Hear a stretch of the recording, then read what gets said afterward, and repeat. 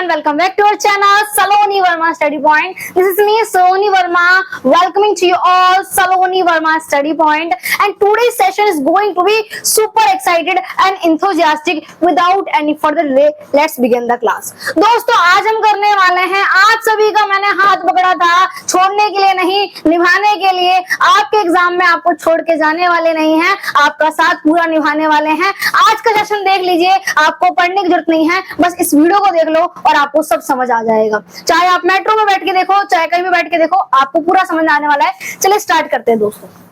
हिंदी साहित्य भारतीय मूल्यबोध, ये आपकी बुक 6 सेमेस्टर के है, जो आज 6 सेमेस्टर के स्टूडेंट्स हैं उनकी बुक का नाम है। बेसिकली दोस्तों क्वेश्चन पहला क्या है, नैतिक मूल्य आदर्श परिवार की स्थापना करते हुए कथन के आधार पर भारतीय परिवार की अवधारणा को स्पष्ट कीजिए। बेसिकली क्वेश्चन चाहे जैसे भी आ जाए, अगर परिवार के रिगार्डिंग आ जाता है, आदर्श परिवार के बारे में आ जाता है, तो आपको किस तरीके से क्वेश्चन को अटेम्प्ट करना है, चलिए समझते हैं। अच्छा ये बताइए दोस्तों, आदर्श परिवार क्या होता है? वो परिवार जिसमें सब लोग मिलजुल के रहते हो, वो परिवार जिसमें भाईचारा हो, वो परिवार जिसमें त्याग की भावना हो, वो परिवार जिसमें लोग एकजुट रहते हो, वो परिवार जिसमें भाईचारा, प्रेम, स्नेह भरपूर हो और किसी तरीके की खटास ना हो, इसी को तो बोलते हैं सह परिवार। जिसमें बड़ों का आदर किया जाता हो, किसी के साथ भी अपशब्द का उपयोग ना किया जाता हो, मिलजुल के रहते हो, इसी को आदर्श परिवार कहते हैं। ऐसी कौन सी चीज है जो आपको समझ नहीं आई? देखिए, भारतीय संस्कृति में परिवार, जो हमारा भारत है, इसकी संस्कृति है कि हम सब एक साथ मिलजुल के मेल मिलाप के साथ रहते हैं और हमारा संयुक्त परिवार होता है, जिसमें हमारे बड़े बुजुर्गों का हमारे सर पर हाथ होता है और उनके आदर्शों के अनुसार हम अपने जीवन को ढालते हैं, उनके लक्ष्य के अनुसार अपने जीवन को और ज्यादा अच्छा बनाते हैं। इसमें आप देखोगे परिवार सिर्फ साथ में रहने वाले लोग नहीं होते, एक जगह पे रहने वाले लोग नहीं होते। परिवार वो होते हैं जो कि हर एक समस्या में एक दूसरे का साथ निभाते हैं। परिवार वो होते हैं कि कोई भी विपत्ति आ जाए एक दूसरे का साथ नहीं छोड़ते। परिवार वो होते हैं जो कि एक साथ रहते हैं। ये समाज की नींव होती है। परिवार को सही तरीके से चलाने के लिए उसमें कुछ नियम और अच्छे गुण होते हैं, जिसमें नैतिक मूल्य होते हैं। उन नैतिक मूल्यों का हमें पालन करना होता है, जिससे कि परिवार के अंदर हम बोल सकते हैं प्रेम और बढ़ता है, त्याग की भावना बढ़ती है, सम्मान की भावना बढ़ती है। इसमें ईमानदारी होनी चाहिए। ये नहीं कि हम ईमानदारी ना करें, घूस करें या फिर हम किसी के साथ गलत व्यवहार करें, ऐसा कुछ नहीं करना चाहिए। जिम्मेदारी होनी चाहिए, हर एक को अपनी जिम्मेदारी का पता होना चाहिए। बड़े से छोटे को पता होना चाहिए कि उसके घर के लिए उसकी क्या जिम्मेदारी है, उसके क्या दायित्व है और उसे क्या करना चाहिए और क्या नहीं करना चाहिए। ऐसा कोई कुछ ऐसा ना करे जिससे कि परिवार के सम्मान को किसी तरीके से ठेस पहुंचे। इसी को परिवार कहा जाता है, इसी को जिम्मेदारी कहा जाता है। और सम्मान, सभी का सम्मान करना। जरूरी नहीं है कि सम्मान सिर्फ बड़ों को ही मिले, सम्मान छोटों को भी मिलना चाहिए। सम्मान हर एक इंसान को मिलना चाहिए, क्योंकि हर एक इंसान अगर एक दूसरे को सम्मान देगा, इसी से परिवार के अंदर प्रेम और बढ़ेगा, भाईचारा बढ़ेगा और एकता बढ़ेगी। सहयोग होना चाहिए, एक दूसरे को हर एक चीज पे समान सहयोग करना चाहिए। अगर किसी को ऐसा लगे उसका लैकिंग एरिया आ जाए, उसे लगे कि अब मैं प्रॉब्लम फेस नहीं कर पा रहा हूँ, नहीं क्या हो रहा है लाइफ में, हर एक इंसान की लाइफ में सिचुएशंस आती हैं, तो जब अप और डाउन आए तो उसके परिवार को उसे संभालने आना चाहिए। परिवार वो है जो कि अपने परिवार में, आप जानते हो, माता पिता ऐसे होते हैं जो कि त्याग की भावना रखते हैं। वो अपनी चीजों को त्याग के सोचते हैं कि जो हमें नहीं मिला वो हमारे बच्चों को मिल जाए, तो इसी को त्याग की भावना कहा जाता है और इसी को परिवार कहा जाता है। दोस्तों, परिवार के अंदर आप देखोगे कहीं भी घृणा नहीं होनी चाहिए, कहीं भी ये अविश्वास नहीं होना चाहिए, मेल मिलाप, प्रेम, इसी को। दोस्तों नेक्स्ट प्रश्न की ओर जाते हैं। अच्छा, उससे पहले जो हमने समझा था, आपको समझ आया था कि परिवार क्या होता है, उसका सहयोग क्या होता है, उसमें कैसे एक दूसरे की मदद की जाती है, तन मन धन से हर तरीके से मदद की जाती है। जैसे हमारे शरीर के अंदर खून जरूरी होता है, हमारे शरीर के अंदर रक्त जरूरी होता है, वैसे ही परिवार में रहना जरूरी होता है। जैसे अगर हमारे शरीर में रक्त ना हो, जैसे हमारे शरीर का एक अंग काम ना करे, तो हमें ऐसा लगता है कि हमारा जीवन जो है किसी काम लायक नहीं बचा। वैसे अगर परिवार के अंदर मेल मिलाप ना हो, सहयोग ना हो, तो परिवार भी परिवार नहीं रहता। परिवार वो नहीं जो कि फोटो में दिखाई देता है, परिवार वो है जो कि आपके दुख में आपका साथ देता है। परिवार वो नहीं जो कि आपके सुख में दिखे, परिवार वो है जो कि हर क्षण आपके साथ रहे। चलिए दोस्तों, नेक्स्ट प्रश्न की ओर जाते हैं। रामचरितमानस में अभिव्यक्त करने के लिए केवट पर वर्तमान सामाजिक संरचनाओं पर प्रकाश डालिए। आपको पता है हमारे आइडल, हमारी संस्कृति और हमारे मार्गदर्शक होते हैं श्री राम जी, जिन्हें हम अपना आदर्श मानते हैं और उन्हें देख के हम अपने जीवन को आरंभ करते हैं। इसी प्रकार से आप देखने वाले हो कि जो केवट है उसके अंदर किस तरीके का दास भाव, प्रेम है, और वो किस तरीके से निस्वार्थ भाव से आप देखोगे किस तरीके से अपनी सेवा प्रदान करता है। वो कहता है श्री राम जी, लक्ष्मण जी और सीता माँ, ये तीनों ही नदी को पार करने के लिए आते हैं। केवट कहता है कि मैं आप लोगों को एक शर्त पे ही अपनी नाव के अंदर बिठाऊंगा, क्योंकि मेरा एक लौता सहारा मेरी नाव है और इसी से हमारे परिवार का पालन पोषण होता है। मेरे सिवा कमाने वाला और कोई नहीं है, और मैंने सुना है एक बार आपके चरणों के स्पर्श मात्र से एक शिला सुंदर नारी बन गई थी। मैं यहाँ पे एक अपनी धर्मपत्नी का तो पेट पाल नहीं पा रहा, अगर एक और धर्मपत्नी आ जाएगी तो उसका पेट कैसे पालूंगा। तो इसीलिए मैं ये चाहूंगा कि मैं पहले आपके चरण को पखार लूं और उसके जल को ग्रहण कर लूं, और उसके बाद ही मैं आपको यहाँ से नदी पार करवाऊंगा। लक्ष्मण जी थोड़े से क्रोधित थे, परंतु श्री राम जी को पता था ये उनका कितना प्रिय सेवक है, कितना प्यारा, ये अपने तरीके से चीजों को सॉल्व करने की कोशिश कर रहे हैं। तो उन्होंने उनके चरणों को धोआ, उन्होंने पिया, अपने परिवार को पिलाया, अपने गांव के हर एक वासी को पिलाया। उसके बाद जो है उन्होंने नाव से उन्हें जो है बोल सकते हैं नदी को पार करवाया, और उसके बाद केवट ने उतराई लेने से मना कर दिया। ये देखिए, पहली बात तो उतराई क्यों नहीं ली। उन्होंने बोला मुझे उतराई नहीं चाहिए, जैसे कि मैंने आपको नदी को पार करवाया, आप भवसागर को पार करवाते हो, जब मैं जाऊं तो मुझे भी इस बेड़े से पार करवा देना। और एक उतारने वाला इंसान जो भवसागर पार करवाता है और दूसरा नदी पार करवाता है, वो एक दूसरे से कभी उतराई नहीं लेते हैं। इस तरीके से उन्हें चीजों को बताने का प्रयास किया। जो केवट प्रसंग है वो रामचरितमानस से आपको पता है, इसका एक बहुत ही प्रसिद्ध भाग है, बहुत ही प्रिय है, बहुत ही अच्छा है, आनंदित है। जब पढ़ते हैं तो आनंद आता है। इसमें भक्ति दिखा रखी है, एक प्रेम दिखा रखा है, समानता दिखा रखी है, सामाजिक मूल्य दिखा रखे हैं, और सब कुछ एक साथ दिखाया गया है, जिसमें सभी को समान माना गया है। यानी हम बोल सकते हैं कि जब राम युग था उस टाइम पे किसी तरीके का भेदभाव नहीं होता था, सभी के काम का समान, सभी को समान माना जाता था। सबके श्रम का, जो भी श्रम करते, जो भी कार्य करते थे, उसकी रिस्पेक्ट की जाती थी। दोस्तों, यह प्रसंग दिखाता है कि समाज कैसा होना चाहिए। समाज वो नहीं जो कि धर्मों में बढ़ जाए, समाज वो नहीं जो कि छोटी छोटी बातों पे एक दूसरे से लड़ाई करने लग जाए। समाज तो वो होना चाहिए जिसमें एक दूसरे के सहयोग की भावना हो। समाज तो वो होना चाहिए जिसमें प्रेम और एकता ही देखने के लिए मिले।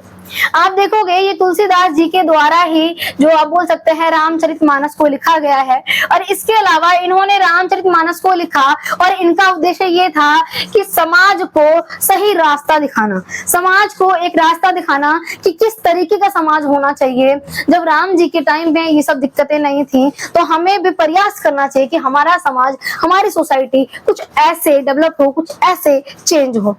आप देखोगे जातिगत कोई भेदभाव नहीं है, इसमें कोई भी कास्टिज्म नहीं है, कास्ट को लेके कोई भी भेदभाव देखने के लिए नहीं मिलता है। सभी को इक्वली ट्रीट, सभी को इक्वल माना जाता है। इसके अलावा श्रम की आप देखोगे कि श्रम की गरिमा और जीविका का मूल्य, सभी के श्रम, सभी के कार्य को समान माना जाता है, किसी भी तरीके का भेदभाव नहीं। अगर कोई इंसान नाव चलाने का काम करता है, केवट है, मल्लाह है, तो उसे ये नहीं कि गलत भाव से देखा जाए, उसको बहुत आदर किया जाता है। हर एक वर्ग, हर एक व्यक्ति का आदर करना इसके अंतर्गत देखने के लिए मिलता है।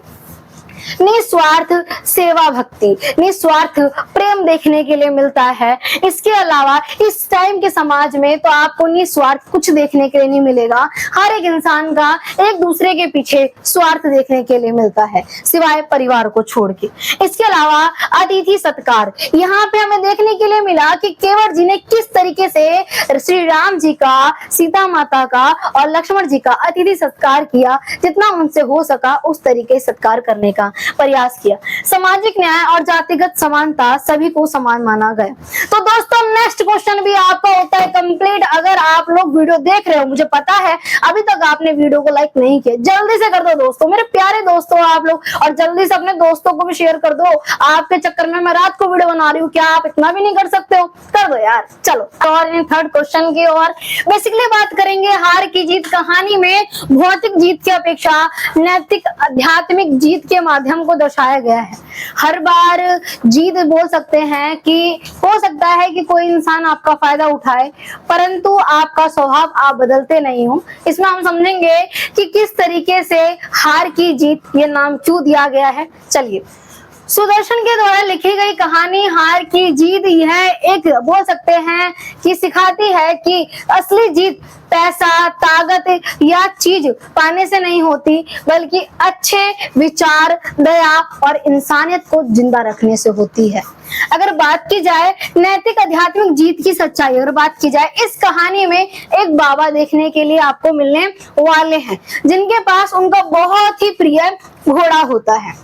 जैसे शायद आपके पास भी कोई प्यारा सा इंसान या फिर कोई जानवर हो सकता है जिससे आप बहुत प्यार करते हो, जस्ट वैसे ही ये बाबा उस जानवर अपने घोड़े से बहुत ज्यादा प्यार करते थे, अपने बच्चों जैसा प्यार करते थे।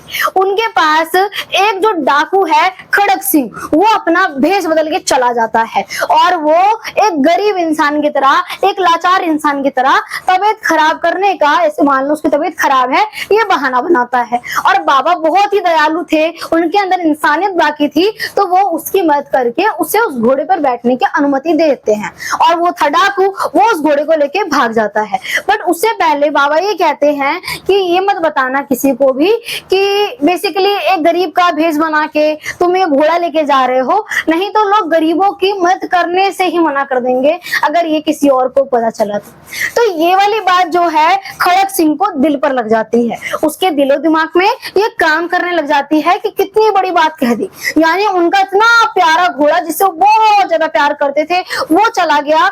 उसे उन्होंने लाने के लिए किसी भी तरीके का प्रयास नहीं किया, बल का प्रयास नहीं किया। उन्होंने बस ये बोला कि कभी भी लाचारी का बहाना मत बनाना, नहीं तो लोग गरीबों पे भरोसा करना छोड़ देंगे। ये बात सुन के उसे लगता है और उसके आत्मसम्मान को ठेस पहुंचती है, उसका हृदय परिवर्तित हो जाता है और आखिरी में वो घोड़ा उन्हें सौंप देता है। दोस्तों ये चैप्टर भी आपका कंप्लीट होता है। इसमें आप क्या बताओगे? आप बताओगे कि लोग बेसिकली जो बाबा हैं वो इंसानियत का प्रतीक है।